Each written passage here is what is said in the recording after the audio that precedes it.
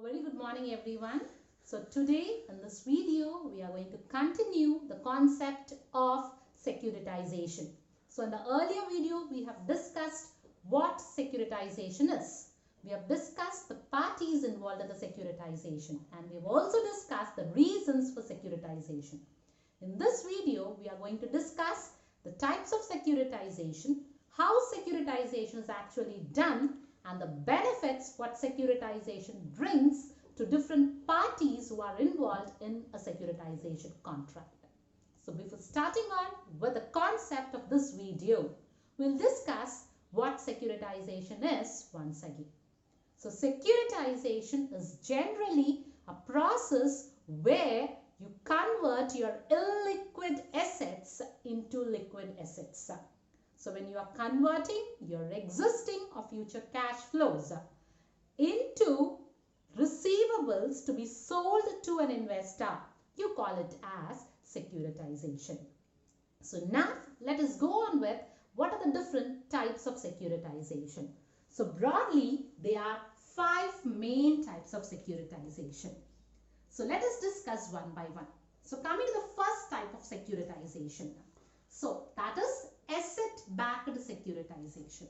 So asset-backed securitization and mortgage-backed securitization are the types of securitization which is divided on the basis of assets being collateralized. So let us define the meaning once. So coming to asset-backed securitization. So when any securitization is done to a movable fixed asset, you call it as asset-backed securitization. That is, those securitization which is non-mortgaged in nature, which is not backed by a collateral security, you call it as asset-backed securitization. That is when you take an example of a student loan, or a credit card debt, or a home equity loan, or an auto loan. These are not backed by a collateral. So those type of securities, when you are selling to an investor, you call it as an asset-backed securitization. Okay, and one more important point in asset-backed securitization is, if the borrower makes any default in payment, the lender will not have any securities to be sold because it is not backed by a collateral. Okay, so coming to the second one, that is mortgage-backed securitization.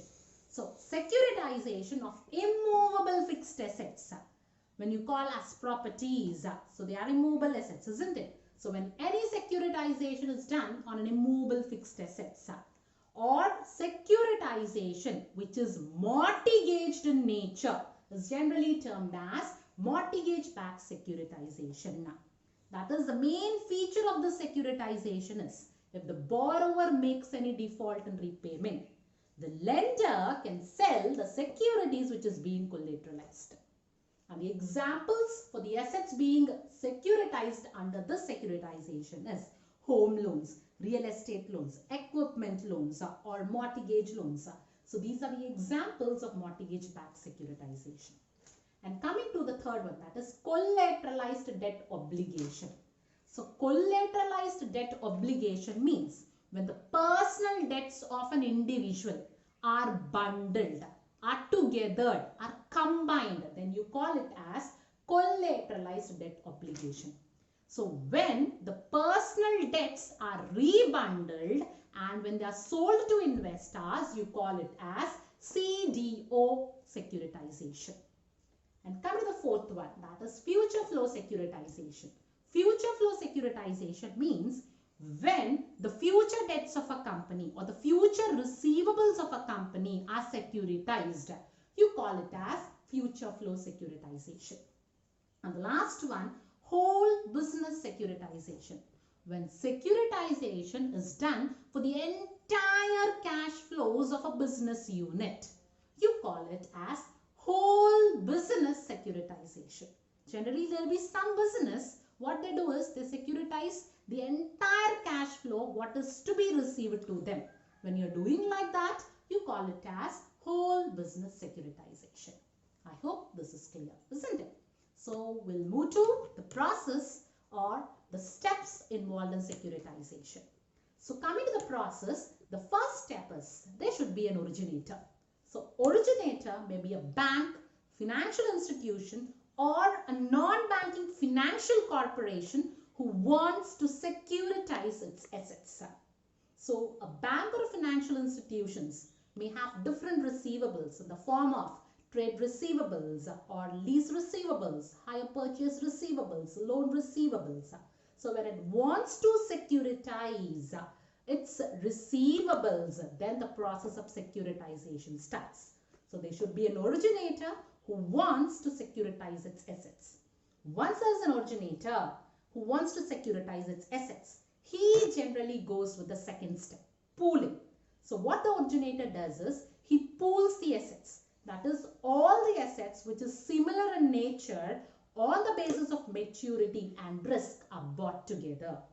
Because when you pool the assets, only then you can sell it to the investors. If the assets are of small nature, then you cannot sell it to an investor. So pooling is done. And once pooling is done, next emerges SPV. Once assets are pooled, all the pooled assets will be sold to a third party or an entity known as special purpose vehicle. So special purpose vehicle is an entity who wants to purchase the assets which is being securitized.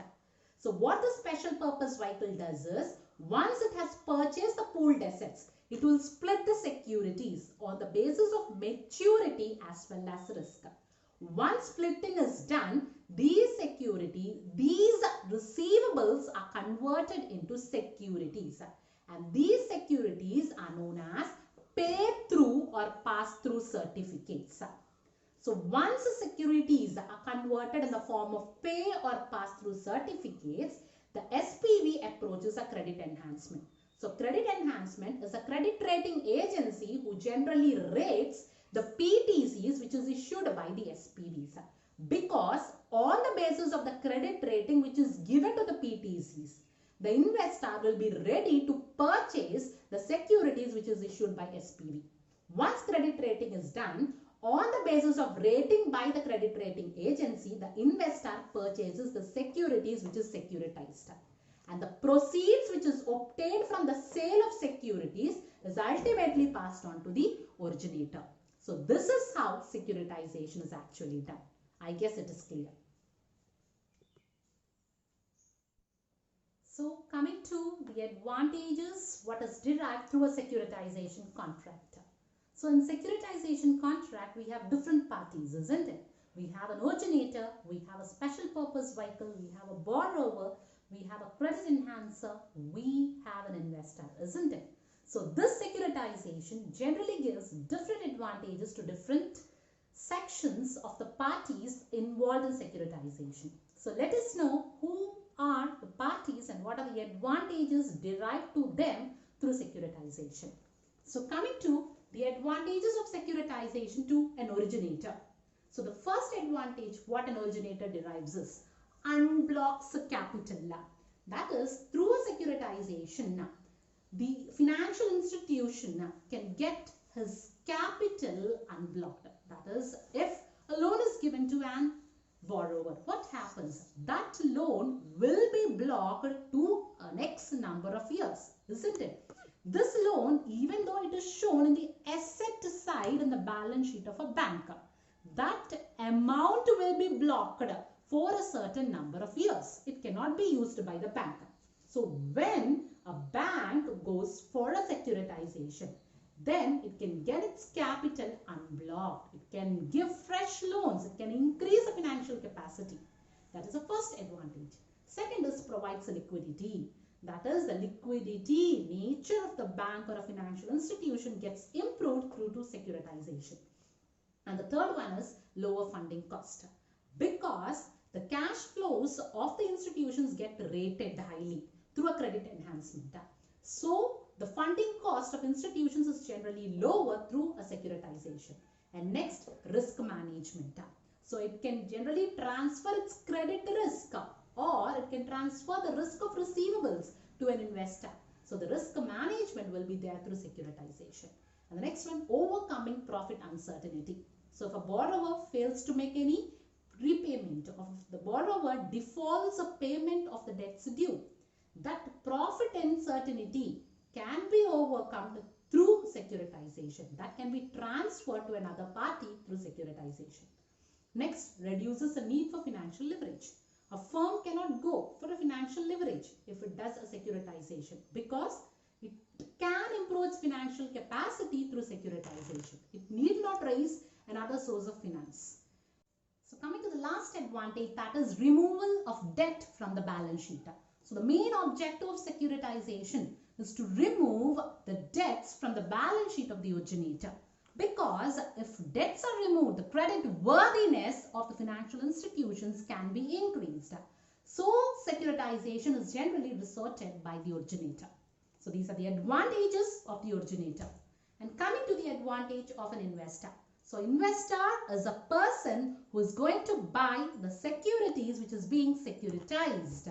So the advantages what he derives is, the first one is quality investment. So when an investor buys an asset-backed security or a mortgage-backed security, it is generally qualitative. So his investment quality generally increases due to securitization. And the second one is less credit risk, because securitization is mainly resorted on the basis of the credit worthiness of the issuer. So as credit worthiness is generally analyzed through a credit rating agency, so there will be less credit risk imposed to an investor through securitization. And the next is better returns. I don't say this is a major advantage because returns increases or decreases basing on the risk-taking capacity of an investor. He'll get better returns, but the level of return depends on the risk-taking capacity. And the last advantage is diversified portfolio. So an investor, when he goes for securitization, can have a diversified portfolio of investment as savings. So these are the advantages of an investor. And coming to the advantages to a buyer. So here buyer means a special purpose vehicle because it is an entity which is buying the assets to be securitized. The first advantage what he derives is his advances will be safe because he is buying an asset or a security which is generally rated by a credit rating agency. And next, discounted value. The buyer gets the asset on the basis of a discounted value, not an actual value. That is an advantage to him, isn't it? And now the last advantage. So securitization concept do not give advantage only to an originator, investor or a buyer. Instead, it gives advantage to our nation as well as society. How? In the sense, through securitization, availability of finance increases because blocking of capital is completely erased due to securitization. That is the first advantage what we have. Next, achievement of financial goals. So our government has stated many financial goals in its financial policy. All those financial goals can be achieved to a certain extent through securitization. And the last is allocation of scarce societal capital. So if you have a capital which is blocked, that scarce societal capital can be diversified into different areas through securitization. So these are the advantages what you have and the disadvantages. So as a coin has a head and a tail. So securitization even has an advantage and a disadvantage. So what are the major disadvantages of securitization? The first one is lack of transparency. So here the special purpose vehicle is an entity which is actually selling the securities which is securitized to an investor. The special purpose vehicle may not be transparent enough. They may hide certain secrets regarding their assets. That may be risky to an investor. That is the first disadvantage what you have. Next, complex to handle because there are too many parties involved. There is much process involved in securitization. So it is very complex to handle. And the third one is expensive because you have to bear an underwriting cost, administering cost, brokerage cost. So there are different expenses involved when you are securitizing. So it is expensive. And the fourth one is investors have to bear risk. That is the ultimate risk of securitization, of the assets being securitized, is passed on to the investor. That is, if the borrower makes any default in repayment, then that risk has to be paid by the investor. And last, inaccurate risk assessment. Here securitization starts from an originator. At times, an originator may not be able to assess the accurate risk of a security. That might be a disadvantage. And the last one is loss from prepayment. If the borrower prepays the amount which is due by him, then there will be a loss in an investment value. That loss will be borne by an investor. So these are the disadvantages and advantages. Even though you have disadvantages of securitization, when you talk of India, if we plan securitization in our financial economy, we will definitely bloom. We can definitely improve our financial status.